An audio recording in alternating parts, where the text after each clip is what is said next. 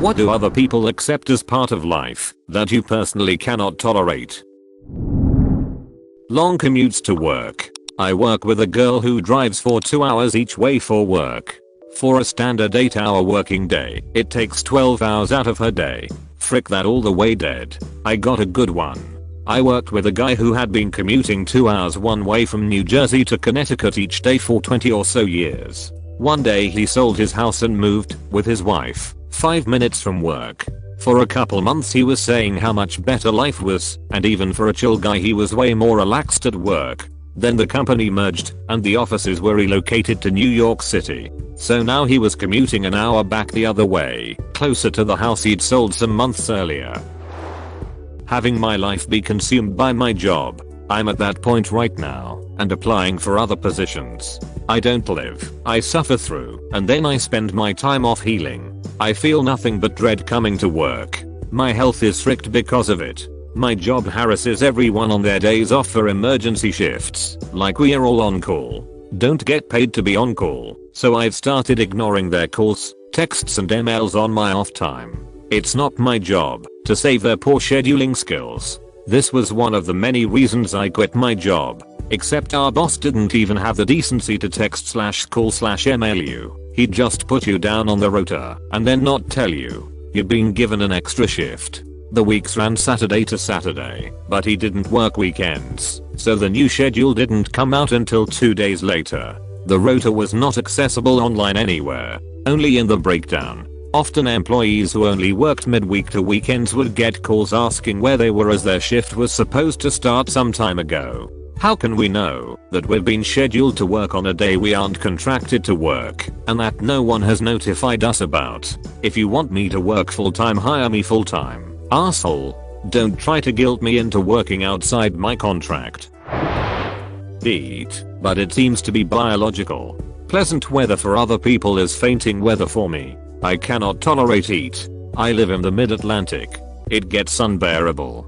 It hits about 60, and I break out the shorts. Anything over 80 and I'm dying. I'm the complete opposite. As an Aussie, 80 Fahrenheit is basically a cool summer day. Almost perfect temp wise. 60 is around our average high in winter, and I find it freezing. That's when I crack out the scarf, beanie, thick coat, etc. I honestly don't know how people deal with colder. Just thinking about snow makes me want to crank the heater and rug up. People talking crap about their spouse. I work in sales and have had to walk away from some good sales because some prick wouldn't stop insulting his wife.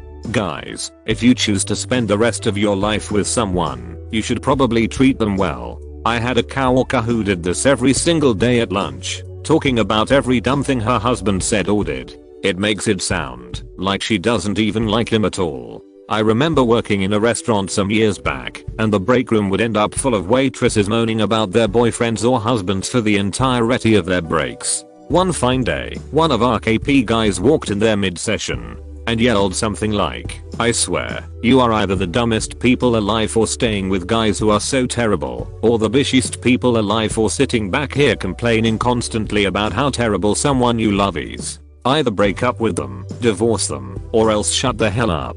No one wants to hear you." Being late all the time for everything. I can't stand it. I'm one of those people everywhere 15 minutes early. I understand being late every once in a while, but not all the time. These are the people who laugh it off. It's not funny if you aren't reliable. People who show up early to things I plan, especially things at my house, annoy the ever-loving hell out of me. A few minimum is fine, 15 minutes is rude. It's basically telling the host you should been ready a half hour before you wanted to be, so that you're not finishing up as people walk in.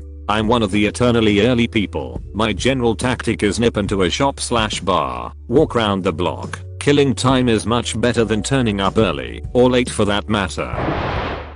Celebrities and celebrity news channels and media. Just cannot fathom why people are interested in that crap. Or even worse, those freaking newspapers that have blatantly false headlines. I saw one the other day at a newsstand that claimed Hillary Clinton had actually died from pneumonia and that the government was using a double now to prevent a Trump presidency. Like what? How is this still an operational business? Who pays to have these made? Who pays to read these? The Quibbler may contain some dubious content, but it's still nothing compared to that rubbish Ritter Skeeter puts out in the Profit. The customer is always right. As someone who has worked in customer service for over 5 years now, I can attest that the customer is not always right. We should not preach that sort of rhetoric to an already entitled society. People misinterpret the saying. It does not refer to individual customers, but rather the consumer. It basically means don't try to tell people what they want. If everyone wants red galoshes and people don't really buy yellow galoshes, the store should sell red ones instead of insisting on trying to make people want yellow ones. That's all that's supposed to mean. Why don't more people understand this? Harassing people that are at work. Like, I just don't get it.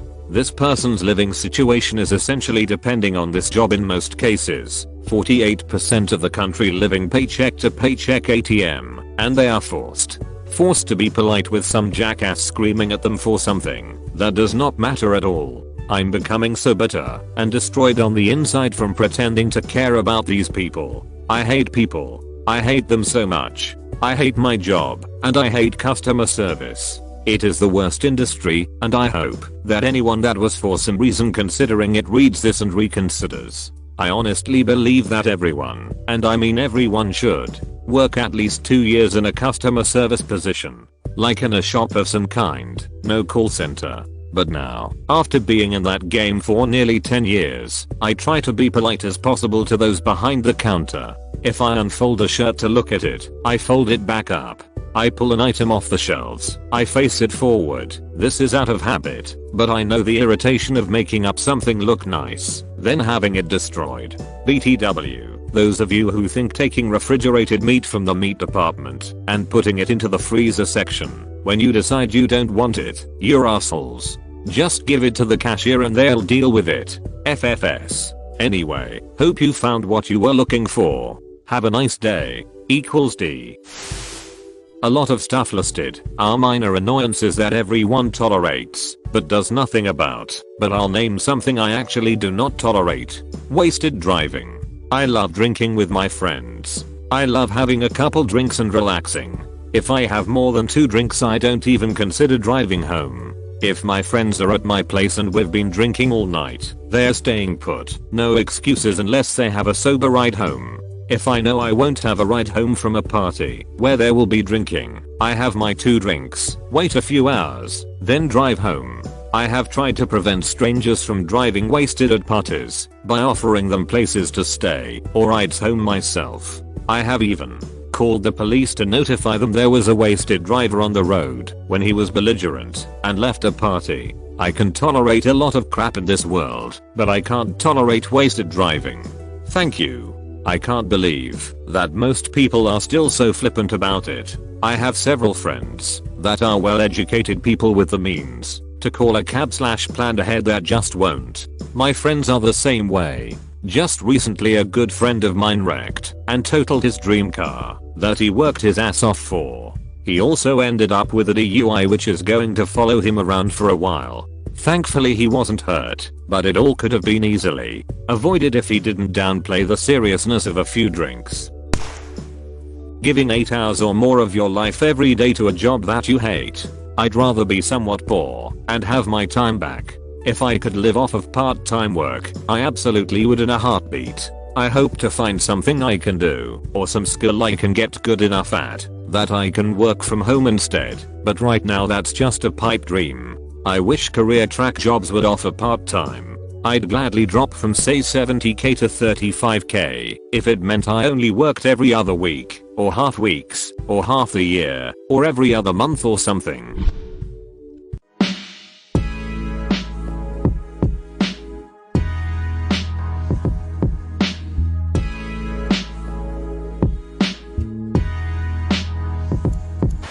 Nationalism. Do I like my country and my language? Yes. Do I think my nation's culture, food, and people are better than other nations? Nope. Would I fight in a war for my country? Never. Life is more precious than any arbitrary concept. I'm completely with you on the first 2 points. The third point is debatable. Depends what the war is for. Unfortunately we don't get to pick and choose which wars we're drafted into. Yay, I hate war and what it does, but if someone attacks America I'll become Captain America really quick. Not that I love my country, but it is where my family lives, and I can't have that crap.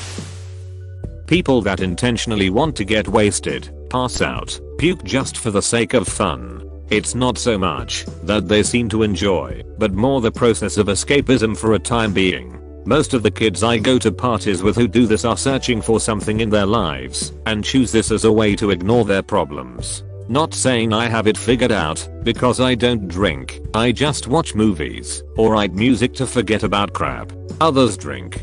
It took me a long time to figure out that anything over 2 or 3 drinks would not make me better, only worse. The mind uses logic and thinks 3 of these makes me feel good, then 4 will make me feel better, 5 even better, and so on. At least, my mind worked like that. Nepotism. Nepotism lets a lot of people who wouldn't/shouldn't get something actually get it.